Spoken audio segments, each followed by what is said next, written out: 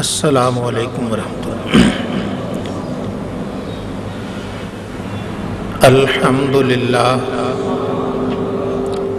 الحمد للہ رب العالمین، والصلاة والسلام علی امام الانبیاء والمرسلین،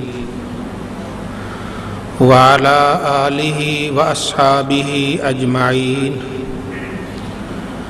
اما بعد فاعوذ باللہ من الشیطان الرجیم، بسم اللہ الرحمن الرحیم۔ ثانی اثنین اذ ہما فی الغار اذ یقول لصاحبہ لا تحزن ان اللہ معنا۔ صدق اللہ مولانا العظیم۔ محبت، عقیدت، الفت اور پیار سے درود پاک۔ الصلاۃ والسلام علیک یا سیدی یا رسول اللہ، وعلی آلک واصحابک یا حبیب اللہ۔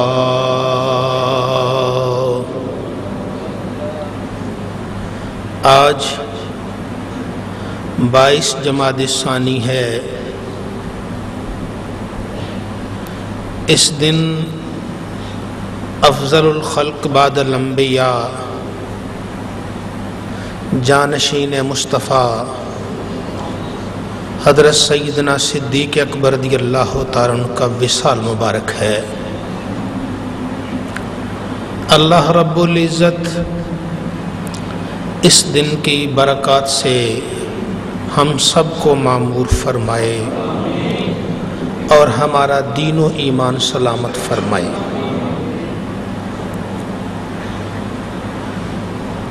نبی عربی صلی اللہ علیہ وآلہ وسلم، جن کا انتظار صدیوں سے تھا، انبیاء کرام نے، رسولان اعظام نے آپ کی آمد کی بشارت دی۔ سیدنا عیسیٰ علیہ السلام نے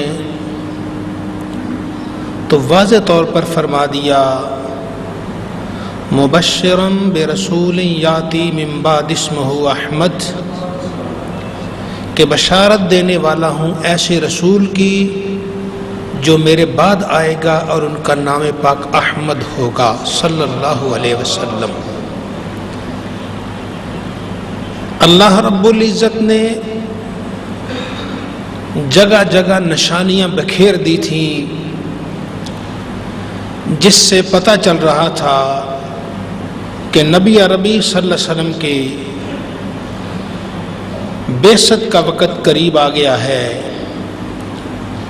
اور آپ اعلان نبوت فرمانے والے ہیں۔ سیدنا صدیق اکبر رضی اللہ تعالیٰ عنہ بچپن ہی سے نبی کریم صلی اللہ علیہ وآلہ وسلم کے ساتھی اور آپ کے دوست تھے۔ سیرت کی کتابوں میں یہاں تک آیا کہ حضور نبی کریم صلی اللہ علیہ وآلہ وسلم کی شادی مبارک، آپ کے ولیمہ کے انتظام کرنے والوں میں صدیق اکبر بھی شامل تھے۔ وقت گزرتا گیا، صدیق اکبر رضی اللہ تعالیٰ عنہ آپ کی شخصیت کو دیکھتے گئے، اتنی اجلی، اتنی صاف اور مصفہ شخصیت کسی اور کی کیا ہوگی؟ نہ جھوٹ ہے، نہ فریب ہے، نہ دغا ہے، نہ کسی کو برا بھلا کہنا ہے، نہ کسی بت کے آگے سجدہ کرنا ہے۔ جب ہر طرف شرک ہی شرک تھا، اللہ کے نبی صلی اللہ علیہ وسلم اس شرک کے معاشرے میں توحید کا پرچم تھامے ہوئے آپ وہاں مکہ کے گلیوں اور بازاروں میں چلتے تھے، تو صدیق اکبر رضی اللہ تعالیٰ یہ سارا منظر دیکھ رہے تھے۔ آپ نے ایک خواب دیکھا۔ صدیق اکبر رضی اللہ تعالیٰ نے خواب دیکھا، آسمان سے چاند نیچے آ گیا، مکہ مکرمہ آیا اور اس کی روشنی ہر گھر میں پھیل گئی، اس کے ٹکڑے ہر گھر میں چلے گئے، پھر وہ سارے کے سارے ٹکڑے اکٹھے ہو کر صدیق اکبر کی جھولی میں آ گئے، پورا چاند جھولی میں آ گیا۔ تو آپ چونکہ تجارت پہ بھی جاتے تھے تو وہاں پوچھتے، جو بڑے راہب لوگ تھے اس وقت کے اللہ والے، ان سے پوچھتے خواب کی تعبیر، تو سب سے پہلے وہ یہ سوال کرتے، بیٹا تم آئے کہاں سے ہو؟ جی میں مکہ سے آیا ہوں۔ نام کیا ہے؟ مجھے ابو بکر کہتے ہیں۔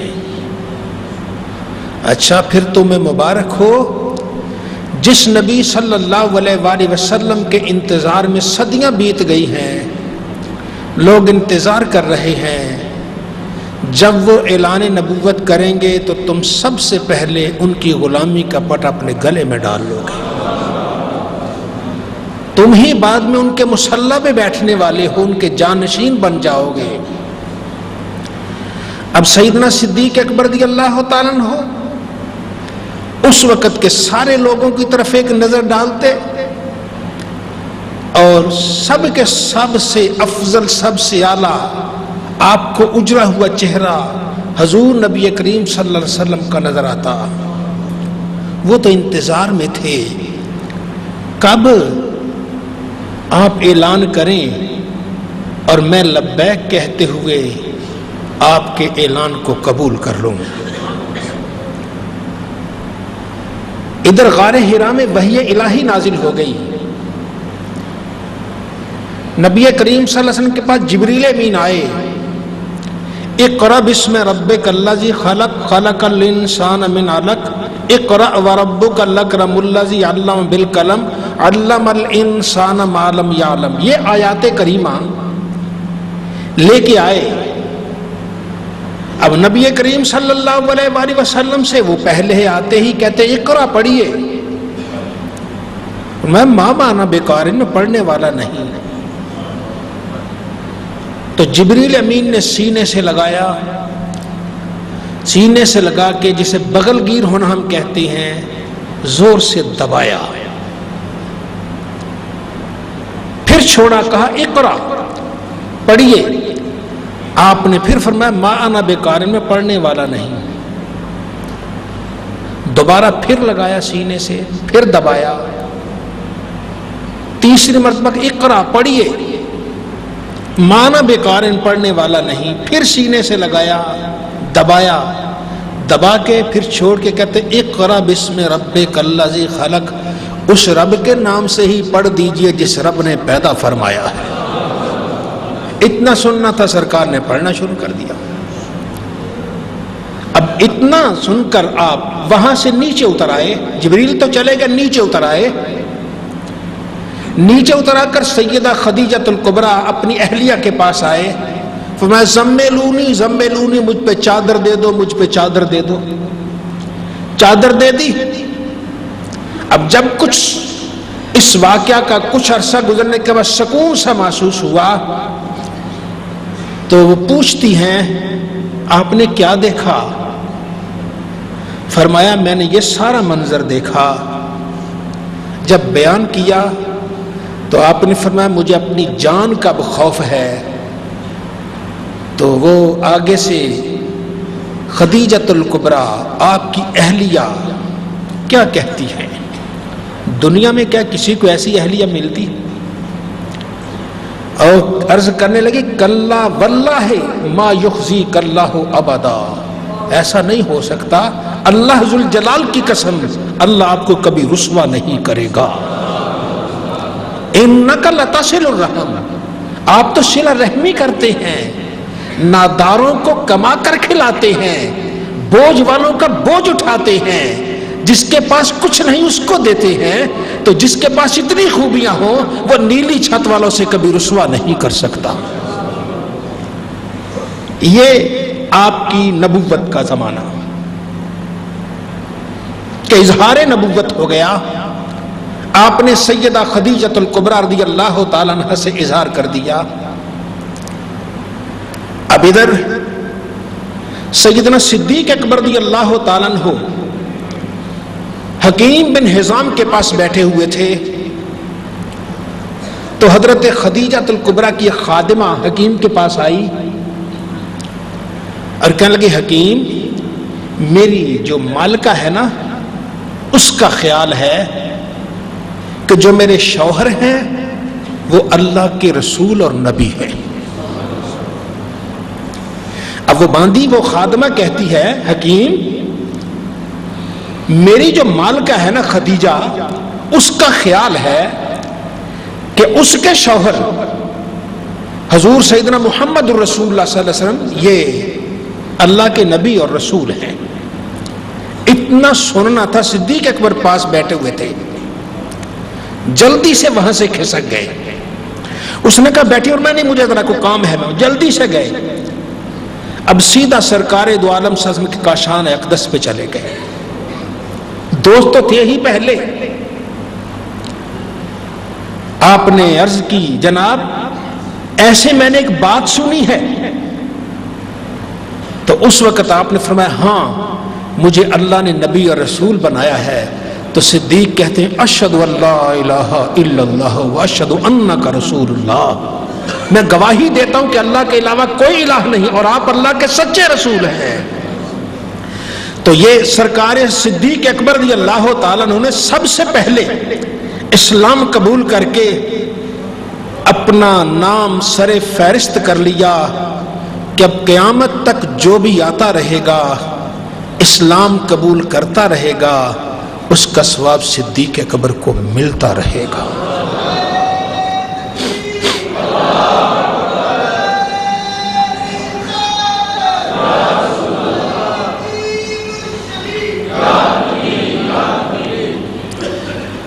حضور نبی کریم صلی اللہ علیہ وسلم کے صحابہ تھے. حضرت عمر اور حضرت ابوبکر صدیق بڑا یارانہ بھی تھا. تو دوست ہوتے ہیں آپس میں کسی بات پہ الجھ بھی جاتے ہیں. ایک مرتبہ ایسے ہوا کہ حضرت ابوبکر اور حضرت عمر رضی اللہ تعالیٰ آپس میں کسی بات پہ الجھ گئے. جب الجھ گئے تو ناراضگی ہو گئی ذرا کی آپس میں ذرا ناراضگی.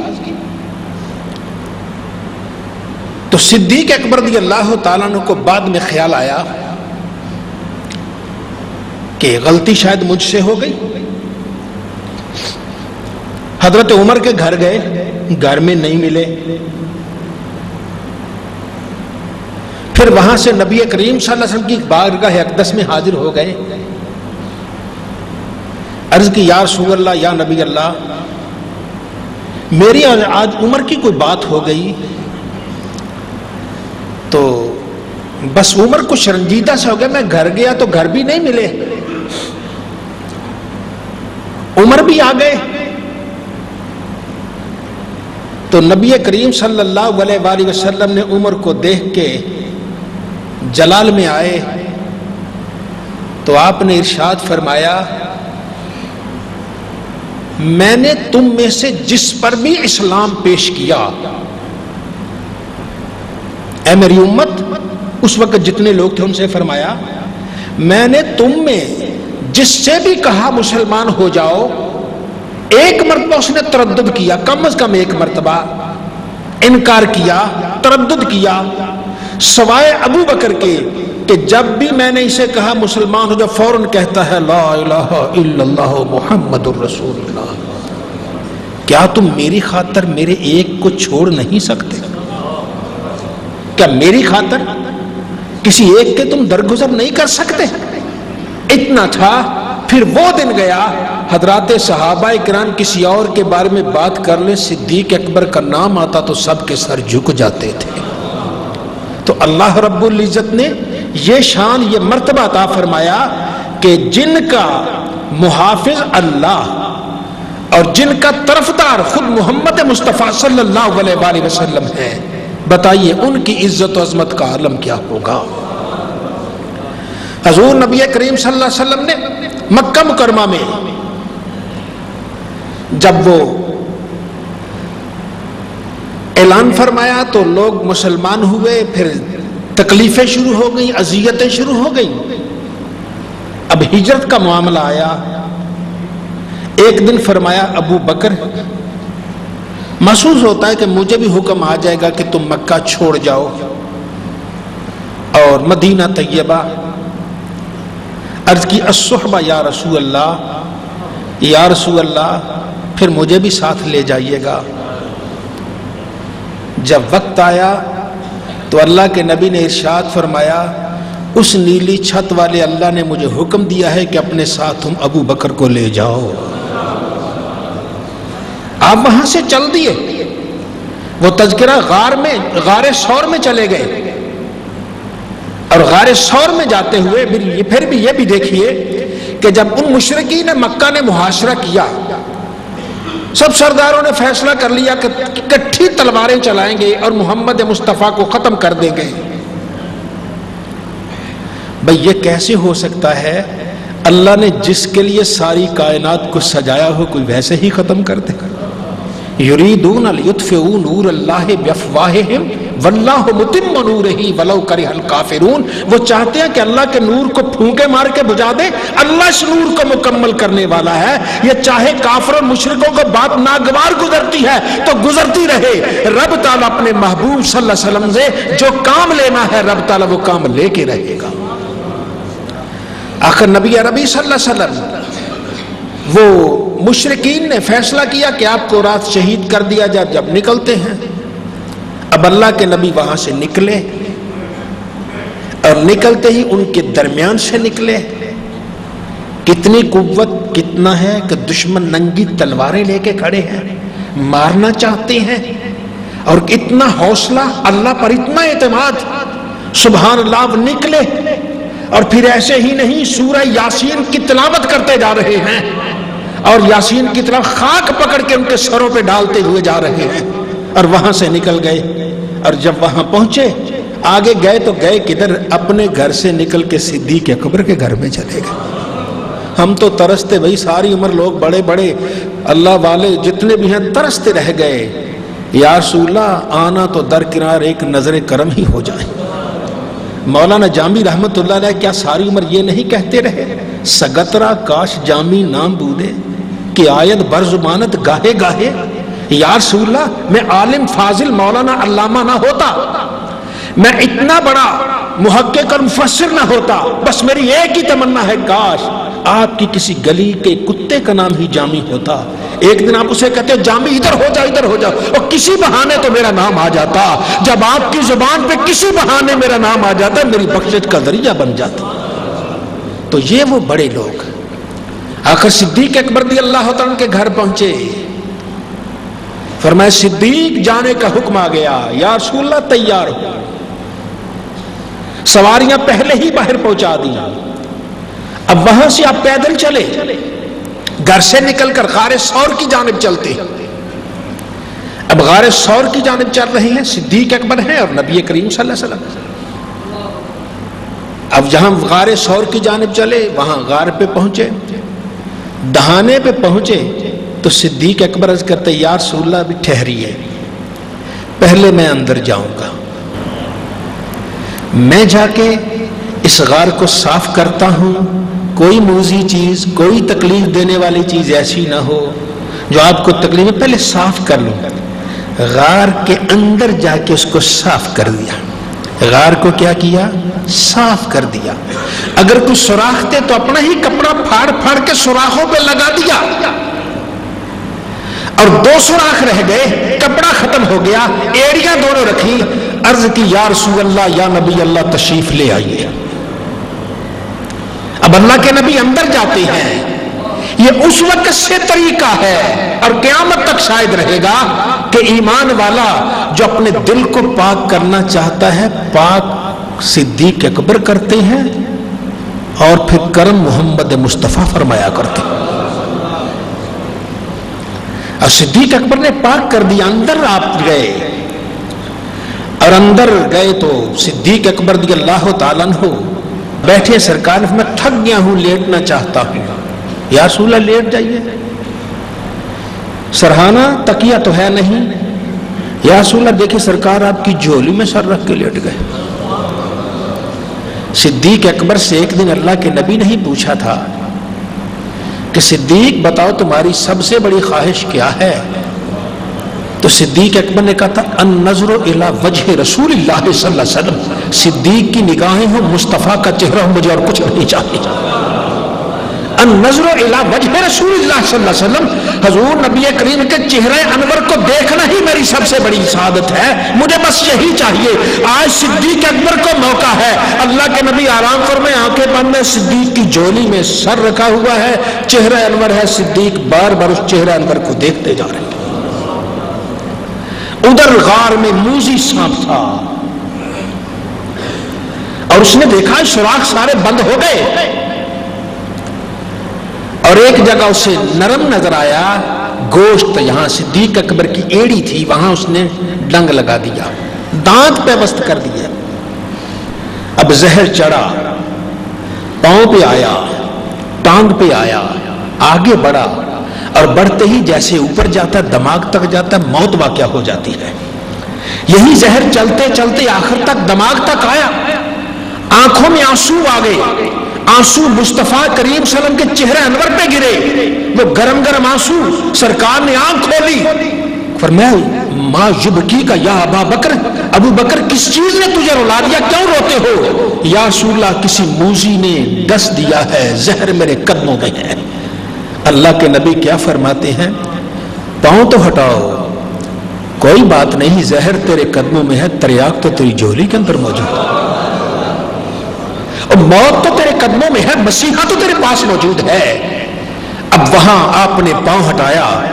اب اللہ کے پیارے نبی صلی اللہ علیہ وسلم نے لعاب لیا، اپنا لعاب لے کے صدیق اکبر کی ایڑی پہ لگا دیا. سہ صدیق ساری کائنات تیری ایڑی پر قربان ہو جائے جہاں نبی کریم اپنا لعاب دہن لگا دیتے. وہ سارا زہر ختم ہو گیا، سب کچھ مٹ گیا. ادھر وہ بد نصیبوں کا سردار ابو جہل تلاش میں نکلا، کہتا یہ تو یہاں تھے، کدھر چلے گئے؟ جب اسے کسی نے بتایا کہ تمہارے اندر سے نکل گئے، تمہارے سروں پہ خاک بھی ڈال گئے. اب وہ سروں پہ ہاتھ لگا تو خاک، چلو تلاش کرو. چرتے کرتے کھوجی کو لے لیا جو پاؤں کے نشان تلاش کرتا ہے. رستے میں چلا گیا، کہتا ہے کھوجی وہاں سر پکڑ کے بیٹھ گیا. کہنے لگا یہاں مجھے سمجھ نہیں آئی کہ پیچھے سے 4 قدم آ رہے ہیں، یہاں کے 2 ہو گئے. بھئی یہ تو ابو بکر کے قدم ہیں، یہ محمد صلی اللہ علیہ وسلم کے قدم ہیں. تو ابو بکر کے قدم تو ہیں، تو محمد صلی اللہ علیہ وسلم کے قدم کدھر گئے؟ زمین کھا گئی، آسمان پہ چل گئے، اڑ گئے، کدھر گئے؟ اب وہ بد نصیبوں کا سردار ابو جہل وہ ایسے ہی نہیں سب کی قیادت کر رہا تھا. کہتا میں بتاؤں تمہیں یہاں کیا ہوا ہوگا؟ آگے ہے مشکل رستہ. یہاں وہ اس محمد کے یار نے محمد کو اپنے کندھوں پہ اٹھا لیا ہوگا. اب یہ سیدنا صدیق اکبر رضی اللہ تعالیٰ عنہ، آپ غار کے اندر نبی کریم صلی اللہ علیہ وسلم وہاں موجود ہیں. ادھر یہ مشرکین تلاش کرتے کرتے وہاں آئے. اب اللہ حفاظت کا انتظام کر رہا ہے. غار کے دہانے پر اللہ نے درخت پیدا کر دیا. کون کہنے سے تو ہو جاتا ہے. مکڑی آگے اس نے جالا تن دیا اور اس کا کبوتری نے انڈے بھی دے دیے. اب وہاں جب پہنچے تو غار کے دہانے پہ دیکھا درخت ہے اور وہاں ایک جالا بھی ہے. مکڑی نے جالا تنا اور کبوتری نے انڈے دے دیے. وہ کہتا غار کے اندر نہ ہو. ایک ان میں سے کہتا تیرے پیدا ہونے سے پہلے کا تو درخت یہاں ہے، غار کے اندر کیسے چلے جائیں گے؟ وہ بھول گئے یہ نبی تو قدم قدم پہ معجزے دکھا رہا تھا. انہوں نے تو ہمارے سامنے چاند کو بھی شک کر دیا تھا، لیکن اس وقت اللہ نے ذہن سے معاف کر دیا. اب وہاں صدیق اکبر رضی اللہ تعالیٰ جب دیکھا تو دیکھ کے ہی گھبرا گئے. عرض کی یا رسول اللہ، یا نبی اللہ، وہ دیکھیے باہر دشمن ہے، اگر کسی نے ذرا سا نیچے ہو کر دیکھا تو ہم نظر آ جائیں گے. تو نبی کریم صلی اللہ علیہ وسلم نے کیا فرمایا؟ قرآن کہتا ہے اذ یقول لثانی اثنین اذ یقول لصاحبہ لا تحزن ان اللہ معنا. دو میں دوسرے، دو ہیں غار میں، ان میں دوسرے اذ یقول لصاحبہ، جب اپنے صاحب سے، اپنے خادم سے کہہ رہے تھے لا تحزن، گھبرانے کی ضرورت نہیں، غم کھانے کی ضرورت نہیں، ان اللہ معنا، اللہ ہمارے ساتھ ہے، اللہ ہمارے ساتھ ہے. تو حدیث پاک کا لفظ ہے، صدیق اکبر نے جب عرض کی یا رسول اللہ، یا نبی اللہ، باہر دشمن آ گئے، ابو جہل آ گیا، ابو لہب آ گیا، وہ آگے تلواریں لیے آ گئے. فرمایا ما تقول فی اثنین اللہ ثالثہما، ابو بکر ان دو کے بارے میں تیرا کیا خیال ہے جن میں تیسرا اللہ ہے؟ آج یہاں دو ہے کہ اللہ ہے اور چوتھا تو کوئی ہے ہی نہیں، بتاؤ. اب صدیق اکبر کا حوصلہ بلند ہو جاتا ہے. تو یہ وہ ذات ہے کہ جس کا تذکرہ قرآن کریم میں موجود ہے، ثانی اثنین اذ ہما فی الغار اذ یقول لصاحبہ لا تحزن ان اللہ معنا. تو صدیق اکبر رضی اللہ تعالیٰ وہ عظمت سمیٹ گئے، قیامت تک جو قرآن کی تلاوت کرتا رہے گا صدیق اکبر کے کارنامے کو اپنے ذہن میں رکھ کے تلاوت کرتا رہے گا.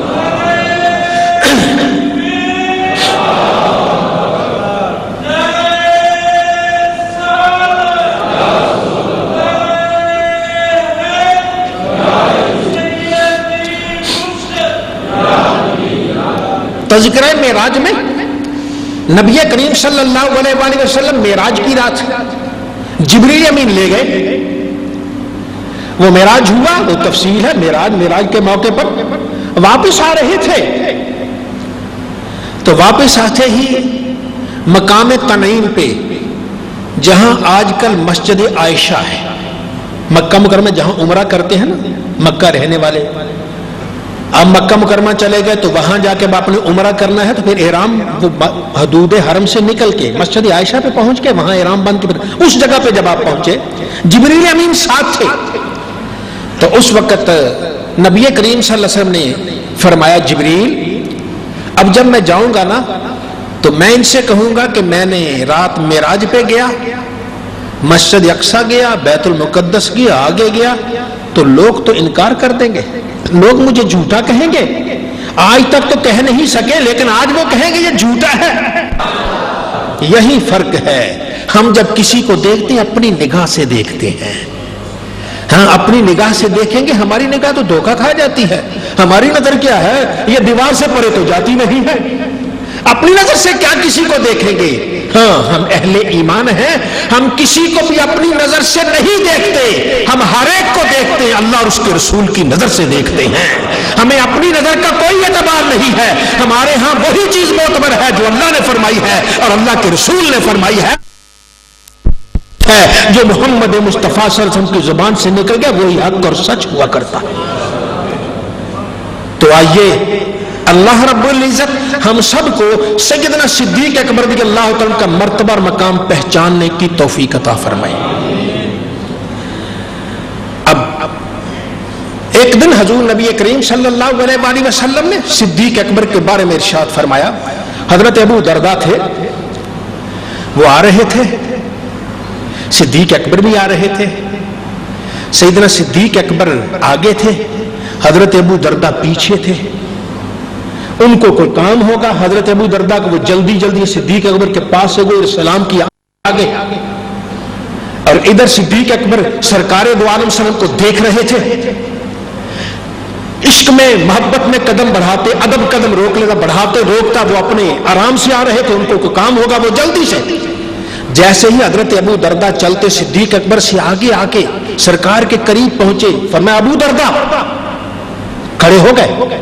جی یا رسول اللہ. کس کے آگے چل رہے ہو؟ کس کے آگے چل رہے ہو؟ اس چمکتے سورج نے نبیوں اور رسولوں کے بعد صدیق اکبر سے افضل کسی کو نہیں دیکھا ہے. اس چمکتے سورج نے نبیوں کے بعد ابو بکر سے، اب نبیوں اور رسولوں کے بعد ابو بکر سے افضل کسی کو نہیں دیکھا ہے. ہاں افضل الخلق بعد الانبیاء، تمام نبیوں کے بعد سب سے افضل ہے تو صدیق اکبر ہے. یہ ہمارا ایمان ہے. اللہ رب العزت ہم سب کو نبی رحمت صلی اللہ علیہ وسلم کی ان تعلیمات پر عمل کی توفیق عطا فرمائے. حضرت علی رضی اللہ تعالیٰ عنہ تشریف فرما تھے تو کسی نے پوچھا जनाब आप बताइए कि सबसे अफजल कौन है?